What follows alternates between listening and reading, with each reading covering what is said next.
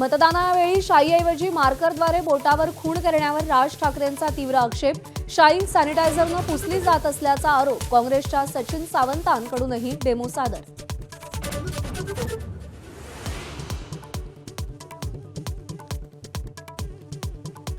शाई पुसली जात असल्याच्या आरोपांची मुख्यमंत्र्यांनी खिल्ली उडवली. संबंधित संस्थांवर संशय निर्माण करणं अयोग्य. फडणवीसांचं प्रत्युत्तर. आयुक्तांकडून चौकशीचे आदेश.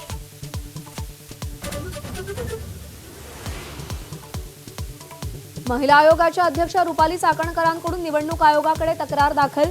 मतदानानंतर बोटावरची शाई पुसून बोगस मतदान केल्याचा दावा. बोगस मतदानाचाही आरोप.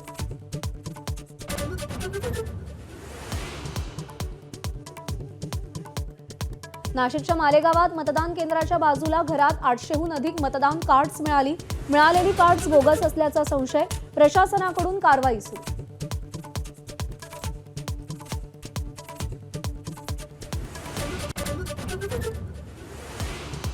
राज्यात पहिल्या 2 तासात सरासरी 6 ते 10% मतदान. सकाळपासूनच मतदानासाठी मतदारांच्या रांगा. लोकशाहीच्या उत्सवाचा उत्साह.